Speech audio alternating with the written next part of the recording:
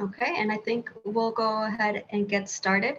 Welcome everybody, and thank you for joining us today for LatinoBuilt training. It's CCB, How to Avoid Fines and Delays. My name is Valeria, and I am the program manager at LatinoBuilt, and will be hosting this evening. For those who are not too familiar with the work that LatinoBuilt does, we are a nonprofit organization whose main goal is to support and empower Latino-owned businesses in Oregon and soon to be Washington. We offer all levels of support to our members, from basic startup services to more complex needs. And my main focus here at LatinoBuilt is aiding and providing continued education workshops for your CCB renewal requirements, such as here. And I did want to give you a couple reminders. If you would like to receive credit for your CCB training continuation education, please email us your name and your company name, your CCB number, to the email that is listed here in the screen at info@latinobuilt.org. Another reminder is to please keep your microphone on mute and your cell phones as well. We are in a professional and presentation setting, so we want everybody to have clear and understanding of the information that is being shared. If you have any questions or any comments, please put those in the chat box and they will be answered during our Q&A portion of this presentation. And this evening, we are extremely excited to be joined by Tori Garcia. And Tori is with the CCB, the Construction Contractors Board, and his main focus there is on our communications and outreach. But I will go ahead and hand it over to him so that he can do a proper. Thank you, Valeria. I'm going to go ahead and share my screen so we can get started with the PowerPoint. And everybody see that okay?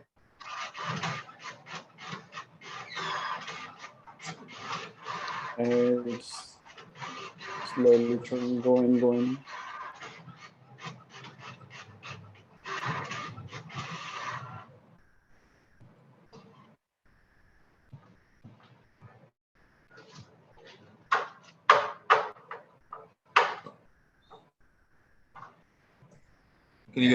Can you guys hear that okay?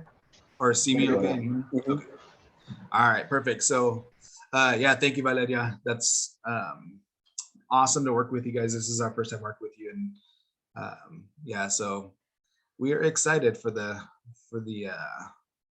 co-presentation. So if we have any contractors in here, this may be a little bit of a refresher. We use this for our 3 hours of CCB classes, but it's kind of a summarized version. So a little bit of a refresher, but it's always really good information because it's updated and kept up to track. So let's jump in. So I'll touch base a little bit about what the CCB does if you guys aren't familiar with who we are. Tell you a little bit of good best practices on avoiding fines and what you can do to stay compliant if you're already licensed with us. So if you don't know about the CCB, we do have a board, and actually just found out that we have somebody from the LatinoBuilt organization on our board, which is kind of cool. But the board sets our policy and oversees administrators, or our administrator. They also adopt rules and consider appeals to be proposed that are proposed by enforcement orders. So we have approximately 60 full-time employees at the CCB, and currently I believe we're over 40,000 licensed CCB contractors. And so if you don't know, we have 5 sections that make up the CCB. The section, if you've ever called or emailed us, that you probably have talked to, is licensing. There are outward facing section. I'm part of education. We do all of the outreach. We don't do any live events anymore because of the pandemic, but we're out and about at community events, you know, all kinds of stuff when that was live. We also have enforcement, and like I said, if we have any contractors here, you've probably met some of the enforcement team, the field investigators. They're out and about all over Oregon. We also have business services, who obviously does administrative stuff, and IT. So licensing, they take over 300 calls per day. I'm gonna give you guys some tips and tricks today on how to avoid some of these, because dealing with licensing can sometimes be a long process. And some of these tips can expedite, being able to renew your license or submit new bond or insurance certificates, because they're pretty busy. And so if you're up against the deadline and maybe right up against your renewal, you don't want to delay, this can expedite that a little bit instead of doing it the old-fashioned way. So licensing they take over 300 calls a day. So sometimes calling, you'll have to leave a message. Could be the next day that they get a hold of you, just because there's so many calls that they get a day. For them, it takes them 1 to 3 days to process renewals. So keeping that in mind, you don't want to wait until the last day to renew your license if it's 1 or 2 days out. Takes them about 14 days to process new applications. So if you're a new hire or new contractor and you want to start working, or maybe you've already got a job, but you haven't gotten the license, but you're expecting it, just know it takes about 2 weeks to process the new applications. So keep that in mind. Licensing also gets 160 insurance documents or certificates. So expecting it to get it in, even though we've received it, a lot of times they won't process it that same day. It takes a few days.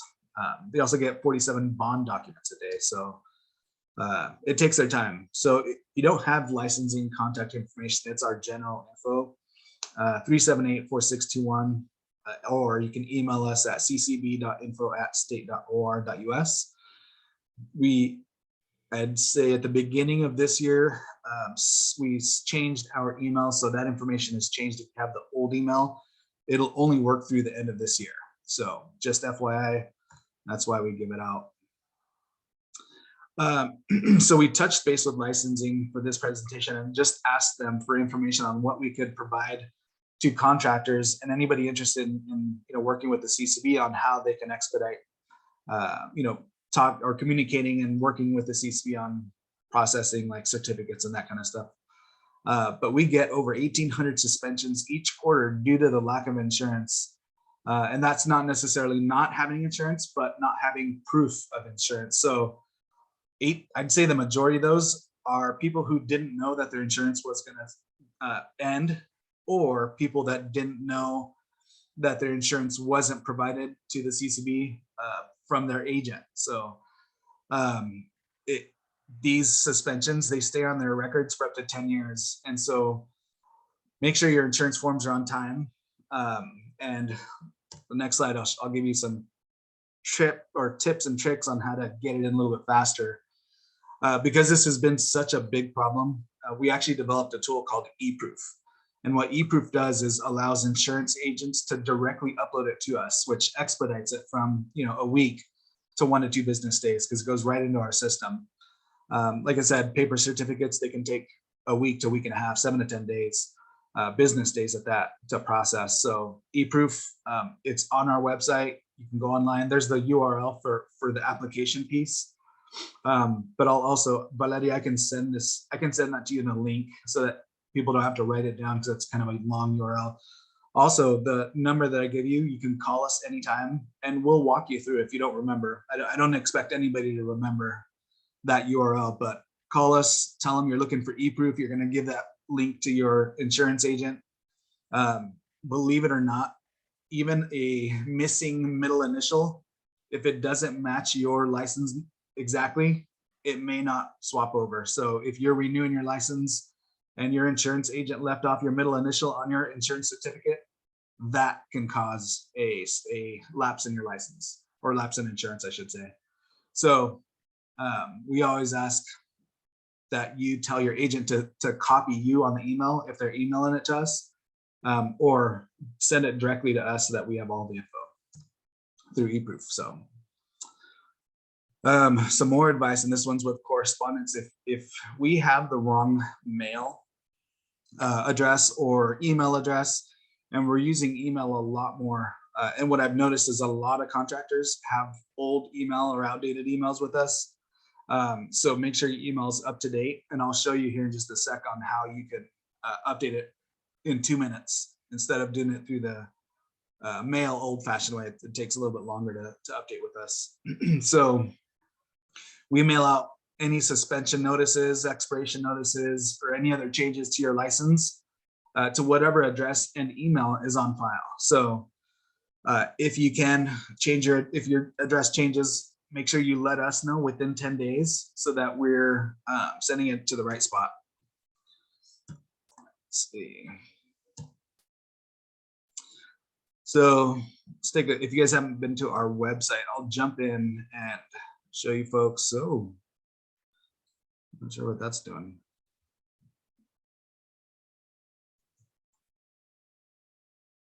Oh, there it is. Okay.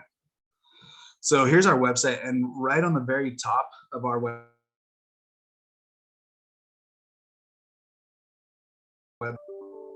Sorry, my computer is going slow.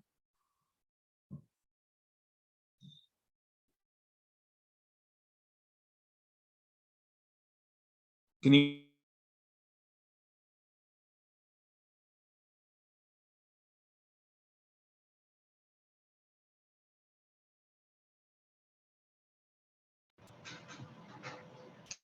I think we might have lost Tori. Can you hear me? Yes. Okay, sorry. Let me jump back in. I'm still open, but I'm not sure why it kicked me out. So.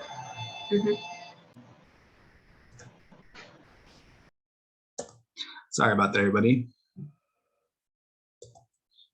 Okay, can you guys see my screen now? Yes. Okay.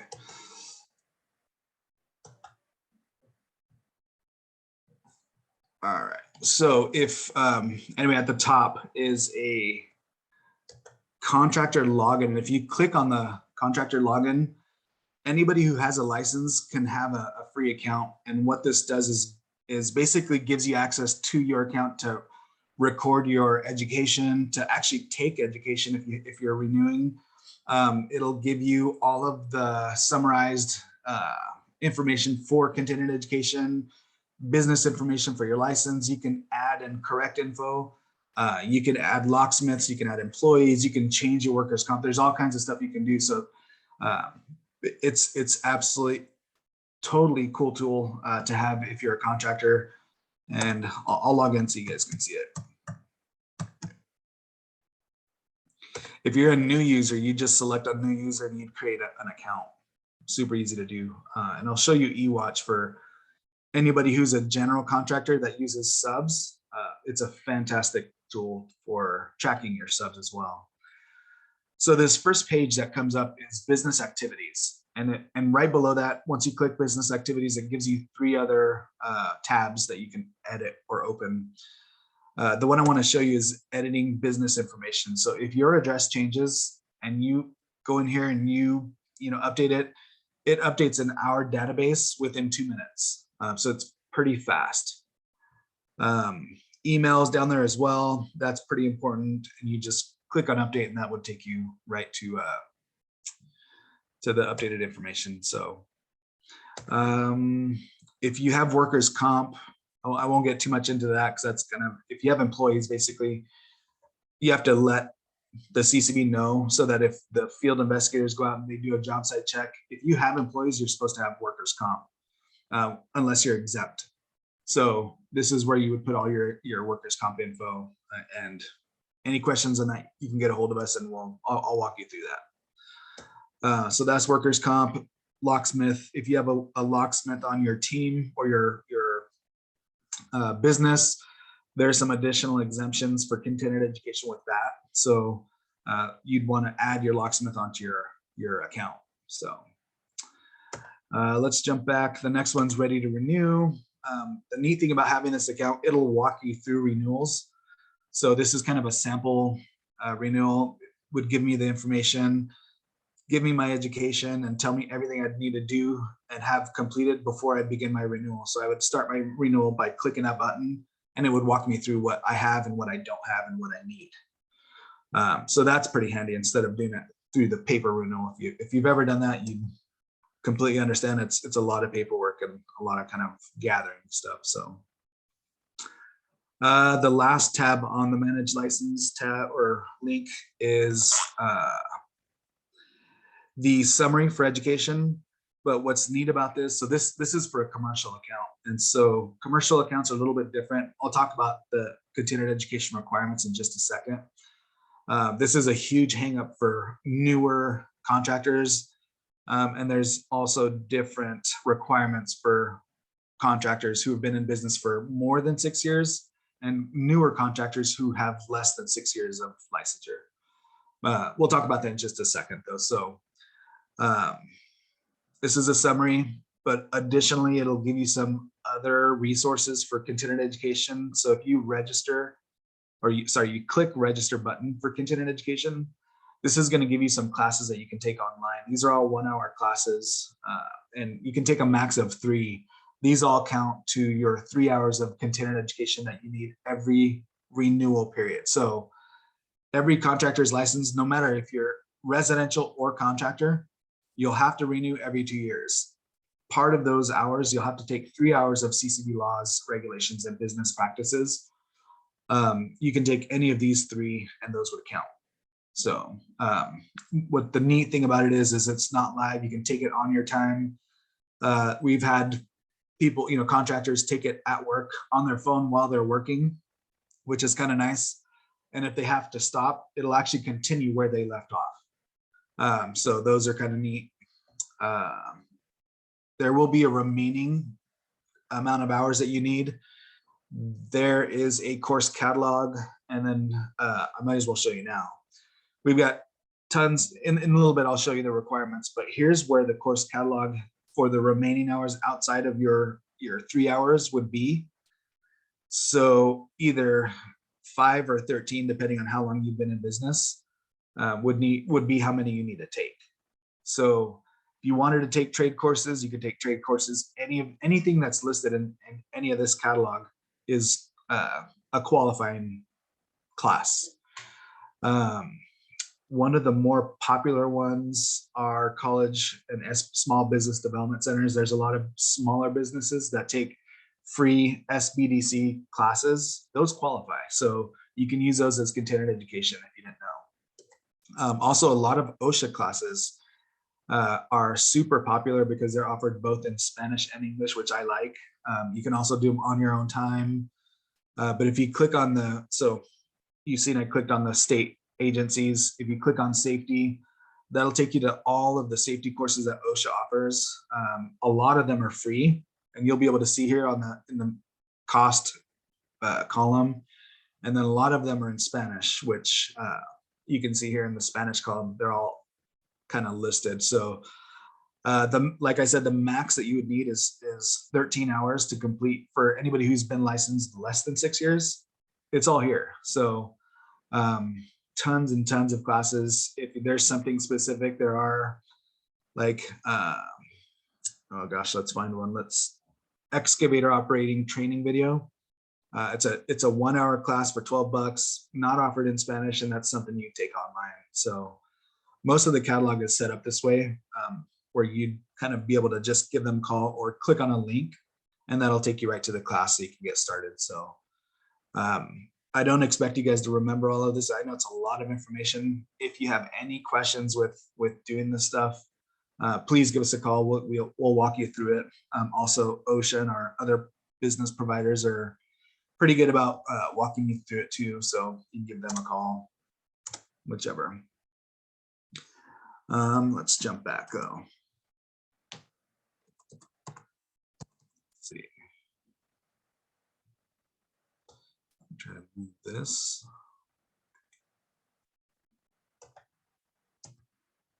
Okay. Let's see. So that was the course catalog. If anyone has their lead-based paint renovators certification, that's an 8-hour class to get that certification that's attached to your license. So you'd be able to work on lead-based paint houses, which basically is any house that's pre-1978 is considered a lead-based paint house. So having your certification to do that would actually give you 8 hours of continuing education. There's people who hold conferences for continuing education. I know that there's one coming up for a Portland organization. We have safety courses. There's a list of exemptions. If you're curious, if you're exempt from continuing education, this is a list of exemptions. So for example, if you are a contractor that's a developer, you're exempt from continuing education. If you have somebody on your team that's a plumber, or you have a Oregon licensed plumber with BCD or Building Codes Division, and you're licensed with us as well as a contractor, we basically will consider that license with BCD, and that would exempt you from having to do our continuing education. And part of that is because they require more than we do for continuing education, so we'll honor that. And same with electricians, engineers, architects. There's a ton of information on here. So if you're wondering if you're exempt, just click on the exemptions and that'll take you to that. So let's see. And then this is for the 3 hours. We have live classes, but right now we're not doing in-person classes. I imagine that's probably going to come back pretty soon, but we're doing live webinars for the moment. And those are all listed online. And then what I was showing you earlier, those selectable classes that you can kind of start and stop whenever you need to, those qualify too for the 3 hours. So that's about it. So let's jump back into the slideshow here. So yeah, if you have any questions on that, please, folks, give us a call. We will walk you through any of that and kind of talk you through it. So I know it's a lot of information. So let's jump into education. So education has 4 employees, and we're the ones who do the outreach and teach the classes for the continuing education. But we also, when we did live events, we facilitated over 2,000 hours of live continuing education. And that wasn't only the contractors, that was also the real estate agents and other people in the industry. We attended 66 outreach events around the state and included home shows, senior fairs, trade shows, community events. We even did county fairs. We did all kinds of stuff. So you may see us out there. We also did outreach and live classes all over the state, and that includes like the dense areas in Portland. We did southern parts of Oregon. We did all of Eastern Oregon and up and down the coast. So if you prefer live events, I'm hoping that we'll start those soon. But we do announcements, and if you don't hear from us, you can always check our website. We list all of our upcoming classes on there and how they'll be presented. So whether it's webinar or live. So let's see. All right, so some advice from education, and it's helping us teach homeowners as a contractor. We ask that contractors help us to help you. So together we could educate homeowners about the value of hiring a licensed contractor. And what's kind of neat is we worked with contractors to develop a couple publications, and we've now translated them into Spanish. And those are the trifold and how to select and work with a contractor. And this actually started out as a joke because usually we couldn't get the homeowner to understand that they needed to hire a licensed contractor. To them, they just thought it's good enough to hire a contractor that knows the industry and knows the standards and maybe gets a permit, maybe doesn't. They leave it up to them to know, what's within the law. And so we came up with these, and the best way to get the homeowner's attention at home shows and like events like that, we're using farm animals, we noticed. And so I think we have like a rooster, we have a goat, we have a horse, a Great Dane, we have a few animals, but it's worked really well to get people to come over and be like, what is that? So these trifolds, they're little business card holders, and they kind of explain the value of hiring a licensed contractor and the errors, the problems that we've seen with homeowners that have hired unlicensed contractors. Usually it ends in, them having to hire a licensed contractor to come in and fix the work that the unlicensed contractor started or, fixed. or didn't fix, I guess. So It's what great. happened was, Sorry to interrupt. yeah.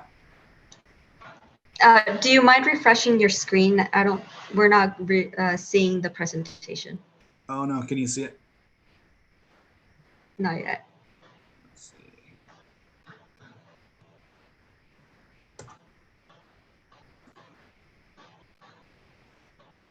You see it?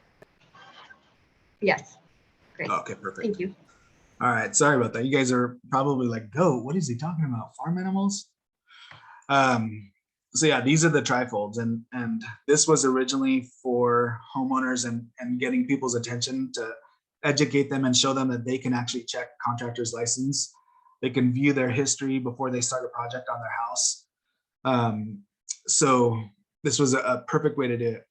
When contractors seen that we had these, they actually started to take them from the home shows, take our business card out of the bottom there where the white box is, and they would put their business card in there. And the purpose of that was if they had anybody bid against them that were unlicensed, hopefully it would get the homeowner to realize, you know, they or he needed to check the license number to make sure everybody was licensed that was bidding on the job.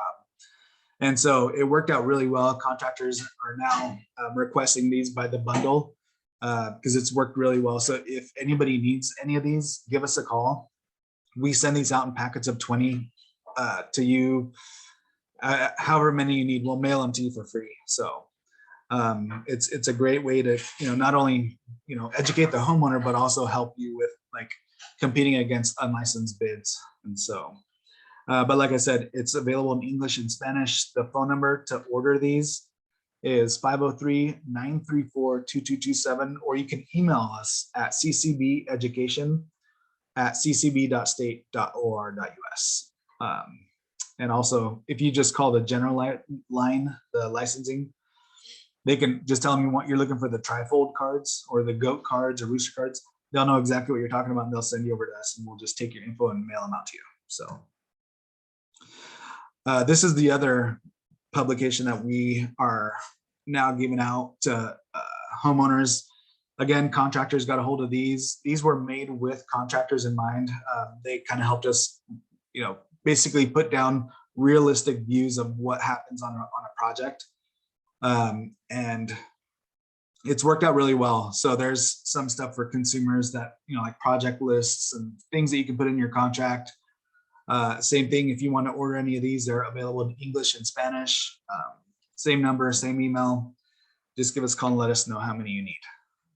So those are fantastic tools though. So another problem that we see a lot, contractors get themselves in trouble by not putting their license number on things that they actually need, like contracts, or if they're using, I've seen a lot of contractors use their estimates as a contract. You want to make sure your CCB number is on there. You can get a fine by not having it on there.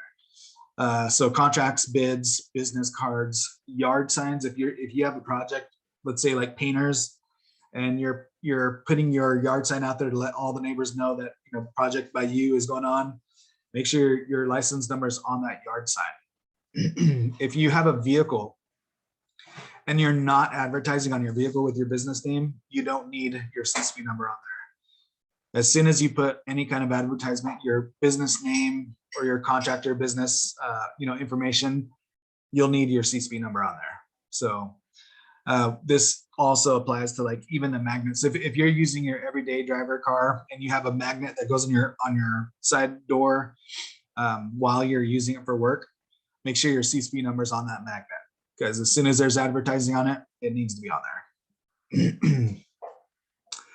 there. Also, any advertising. So if you have a radio ad, Spanish, English, or other languages, you need your CCB number to be on that ad.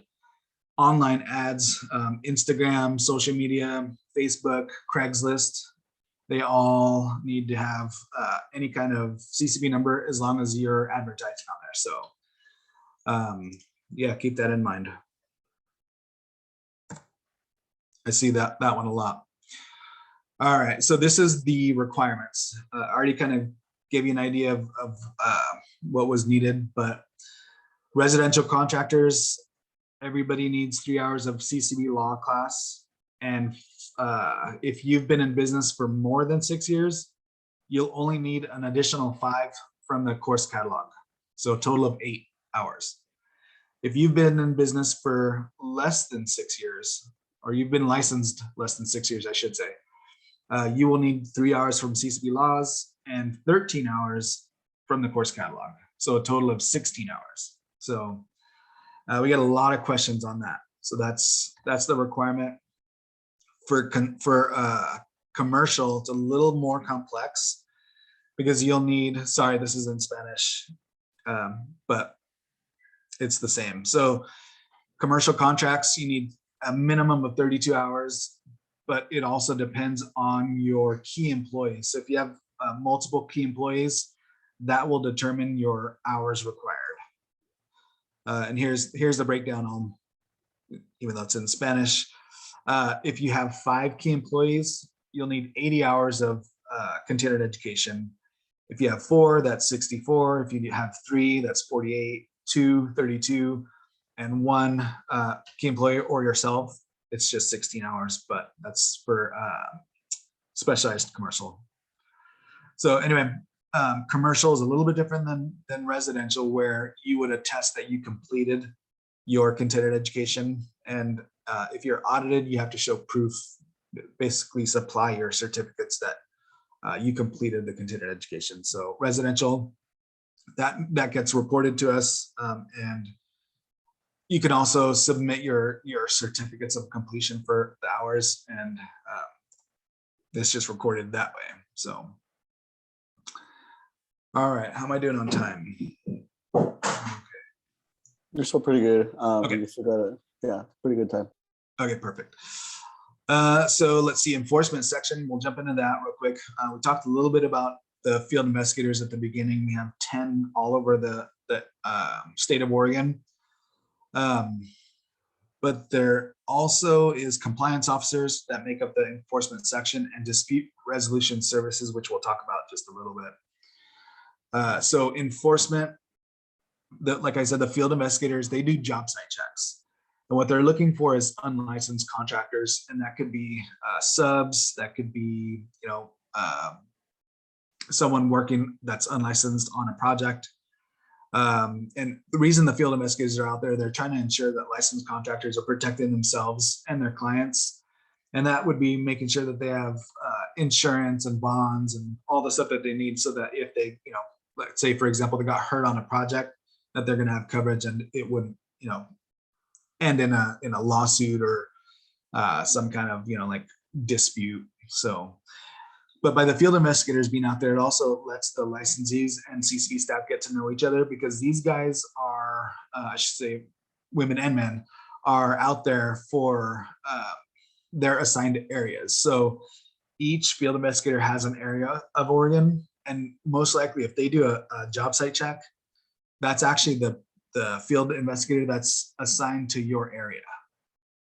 So it's a great opportunity to get to know them, because if they do a job site again and they see you, they may not even stop, because they already have, stopped and recognized you. And, so anyway, if you have questions, you can answer, or they can answer your questions as well. So it's a benefit to everybody. So let's see. Okay, so we get this problem a lot where people pretend to be CCB investigators, and a lot of the times it's just people trying to get on the job site check. Maybe it's a competitor, or maybe somebody wanting to talk about the union or whatever it is. They impersonate CCB investigators, and this happens a lot. One of the things that you can do so that they're not interrupting your job is ask for their ID badges, because our field investigators are trained to present and start off, with the contact by giving or showing their badge. They'll also give out business cards, but one of the telltale signs is seeing that they drive a state vehicle. So just be aware, none of our field investigators will ever drive their personal vehicles. They're all state vehicles, and they're all marked. So that's another way, 3 ways you can tell that it's a state or CCB investigator from the state. So what happens on a job site check if you haven't had one? They're going to want to know who's on the job site, who the general is. If there's a general, they're going to want to know if there's subs under the general. They'll probably ask for your CCB numbers if they haven't got it off the vehicle. They'll ask if you have employees. They'll ask about the project, if it's big enough to have a contract. Because if it's over $2,000, it requires a contract. They'll ask if it's a target house, lead-based meat house, which is older than 1978. And they'll ask these questions, once they touch base with you. I've seen where they've stopped and didn't even get out because there's information on the truck with the CCB number, and they can tell, without getting out, without bothering the contractor, that everything's legit, everything's fine. That's it. They will typically, try not to interrupt you.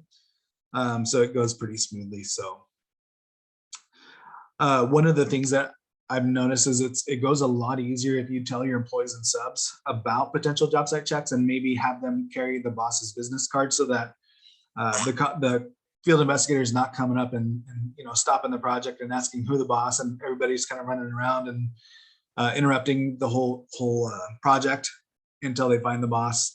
It's easier to just give them the card. The field investigator will grab the card, go back to the car, call the boss, wait for him, and then kind of just work with them on the side so that the employees aren't interrupted in the subs. So cooperation speeds up the job site check. It's kind of a no-brainer. So let's see. Okay, so let's jump into having subs. So with general contractors, they always should know who's on their job site. And the reason is they're responsible for any injuries or problems that happen on the job site checks or job sites. And this is something that happens a lot and something that contractors will get in trouble for and maybe not understand because it's not something that they did, but maybe something that was done by somebody they were responsible for. So as a general, if you have a sub, you're responsible for any problems or injuries that happen to those subs as well. But you're also responsible for third or fourth tier subs. So if you hire a subcontractor and they hire somebody to help, that's a sub, that's a third or fourth tier sub. If they are unlicensed or they cause an injury or a problem, the general who's overseeing that project is responsible for all that. So a lot of times generals won't understand or maybe didn't even know that their subs had a sub. So you want to make sure that everybody who's on your job site. Want to make sure your employees know whether your employees have workers' comp coverage, and make sure you're aware of anybody who's unlicensed that's on the job site. And yeah, perfect. I was going to show you eWatch if I have time. eWatch is a tool that tracks subcontractors. But real quick though, here, let's see. So we already talked about that generals face, those penalties if somebody under them is injured or causes a problem. But who faces penalties if subcontractor's license is suspended or expired and they're still working on the job site? And that's going to be both of them. So even though it's the subcontractor who has a suspended license, the general can still potentially get a fine for that. So you're going to want to know who the subs are and what their license status is at all times if they're on your job site. So we'll jump into back into that tool. That is, where is it? There it is. So let's jump back into the online services account that I showed you earlier, because that has a fantastic tool. So we log in, we're still logged in. At the bottom is a tool called, or link on the left side called eWatch. So if I click on that, it's going to give you a little list. I've already put in or created, a couple of project tabs. Like this one's my license. So let's say I'm coming up for renewal. My insurance is going to be put over into a new agency's hands.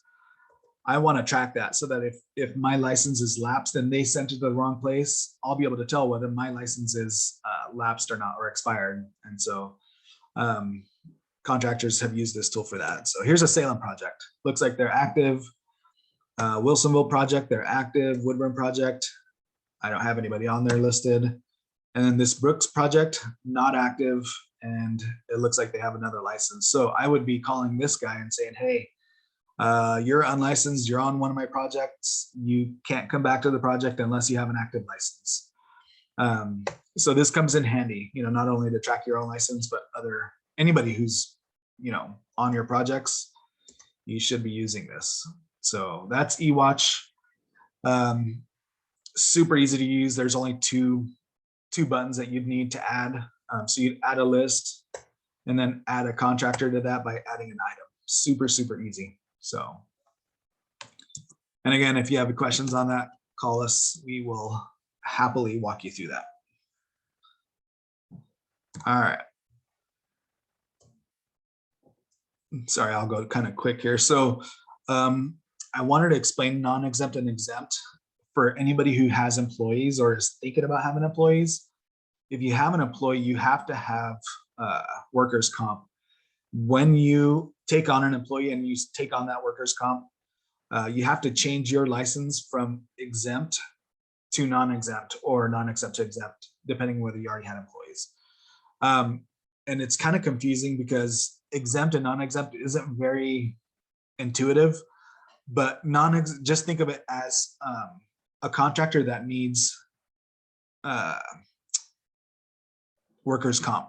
So they'll either be exempt from having workers' comp because they don't need it, or not exempt or non-exempt from workers' comp because they actually need it. It's so confusing, and so I don't like the way they worded it, but it's super easy to change. And again, same thing, that's in the online services account. We can walk you through that. So let's say you don't necessarily, you know, want employees, but maybe a family can help you.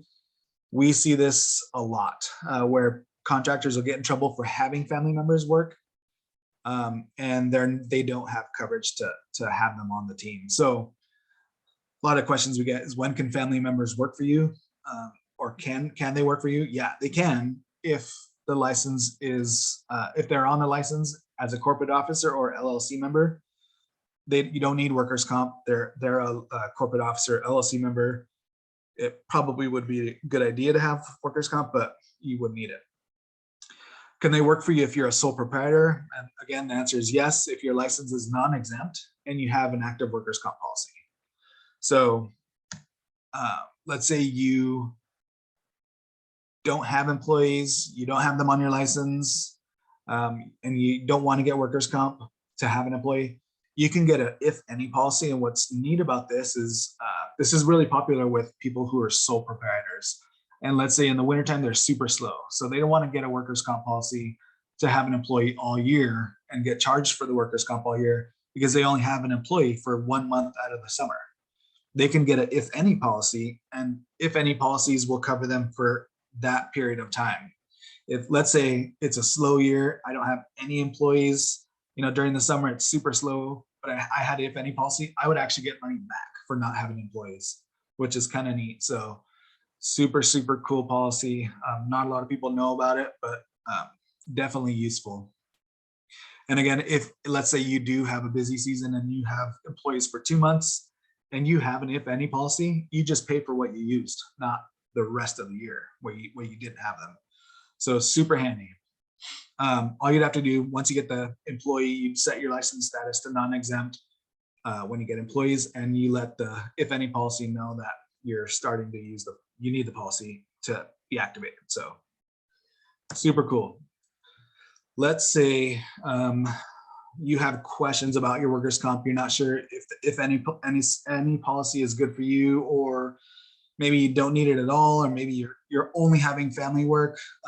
You can ask a lot of these questions because the CCB aren't experts in workers' comp, but we have advocates that work with us.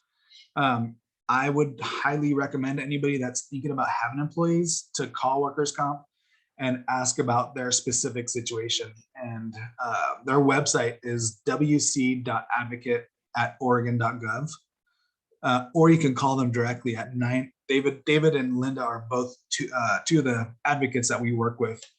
But The reason I wanted to emphasize calling them is they're specialized, and this is what they do, and it's free consultation. This is what they do, and they potentially save people money because some people overpay for their workers' comp or underpay for what they need, so that if they needed to activate their workers' comp, they would basically be overpaying or not covered enough. So find out what's specific to you and what you need for your business, and get a free consultation. It's pretty handy. All right, so let's say you don't workers' comp at all. You don't want employees. You don't want subs. You still have options. You can use leasing agencies or temp agencies. And the benefit to both of these is that the temp agency and the leasing agency handle all of the taxes, the payment, the policy, the procedure, the workers' comp. They handle all of that. So it's kind of an easy way to basically have employees. The difference between temp and leasing is long-term. So typically longer than 6 months. Temp agencies are, a few days to 6 months. So a lot of questions about that. Can you use volunteers or unpaid helpers? Yes, you can, if you have an active workers' comp policy and your license is set to non-exempt. To non-exempt. So even I get confused sometimes. All right, I think I'm on the last few. Lead-based paint, a huge one for a lot of fines that we see is from lead-based paint. So people who are basically working on lead-based paint houses or target houses, and these are houses that were built before 1978, before 1978. If you're working on those older homes and you're disturbing any of the paint, even if it's removing trim or like drilling into the wall, you need a lead-based paint certification. So just FYI, EPA, Environmental Protection Agency, is also out doing their own job site checks on top of our field investigators. Our fines start at $1,000. EPA's fines start at $30,000. So huge difference. Very similar violations is what we're looking for. If you're working on pre-78 homes, it's in your benefit to get a lead-based paint certification. I think it's $50 to attach it to your license and whatever the cost of the class is. So it's definitely beneficial. We'll skip that. I think we already talked about the lead-based paint being 8 hours. So if you don't have your lead-based paint certification and you're just curious if you're going to work on a target house, a couple different ways to find out when that house was built. So most popular is Google. So you look up the address, Google, you can click on the links and find out when the house was built. That's how our investigators do it. It's the fastest way. You can use Zillow as well. Redfin people use, and you can go to the county tax assessor's office and pull the address that way, but that takes the longest. So, okay.